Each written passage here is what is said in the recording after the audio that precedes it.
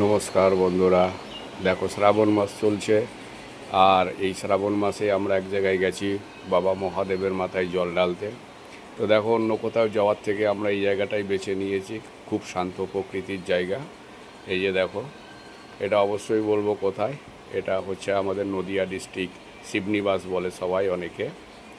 এই যে লাইনগুলো দেখো, সুস্থ পরিবেশের মধ্যে খুব সুন্দরভাবে দাঁড়িয়েছি। আমাদের খুব গরমও লাগছে না, আর আজকে বৃষ্টিটা কমই আছে। এই যে মন্দিরটায় আমি এসছি, এটা পুরোটাই দেখাবো। মন্দিরের বাইরের দৃশ্যটা দেখো। এই যে দেখো, সব দোকানপত্র বসেছে, গাড়ি ঘোড়াও সবাই অনেকেই রেখেছে। অনেকটাই জায়গা, খোলামেলা জায়গা, খুব ভালো লাগে এখানে যেতে। এই যে দেখো, সুন্দরভাবে সবাই যে যার মতো যাচ্ছে, আসছে, পুজো দিচ্ছে, চলে যাচ্ছে বাড়িতে। মেলায় অনেক কেনাকাটার ব্যাপার থাকে। তো এই যে দেখছো তোমরা, তো আমরা লাইনে দাঁড়িয়ে আছি ওইদিকে অনেক দূরেই, বেশ কিছুটা লাইন পড়েছে। আর এই যে হচ্ছে তোমাদের শিবলিঙ্গটা দেখো, এশিয়া মহাদেশের মধ্যে দ্বিতীয় নম্বরে আছে এই শিবলিঙ্গটা। এই যে আমরা খুব সুন্দরভাবে পুজো দিয়েছি, জল ঢেলেছি।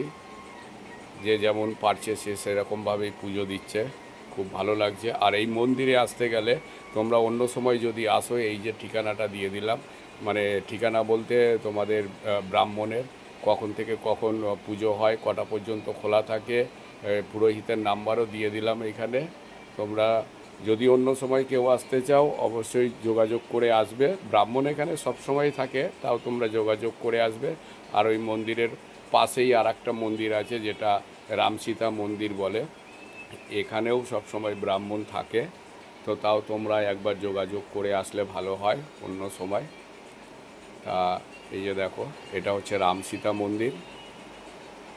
এই যে আমরা ওই মন্দির থেকে, শিব মন্দির থেকে এই পাশেই একদম আমরা এখানে এসেছিলাম জল পুজো দিতে।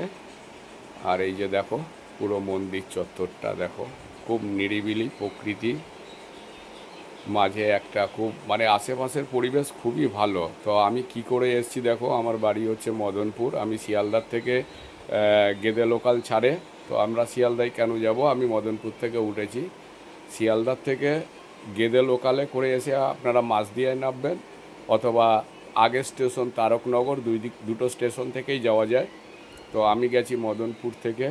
এই যে দেখো, ফার্স্ট ট্রেন ধরে গেছি। আমাদের এখানে 5:40 টাইম আছে, স্টেশন পুরো ফাঁকা। এই যে দেখো, এই যে আমাদের স্টেশন। এই যে দেখো, আর সকালবেলায় একটু বেরোনো, ঘুরতে বেশ ভালোই লাগে। এই যে দেখে নাও, এটা আমাদের মদনপুর স্টেশন। তো তোমরা অবশ্যই এই মন্দিরে একবার অবশ্যই আসবে।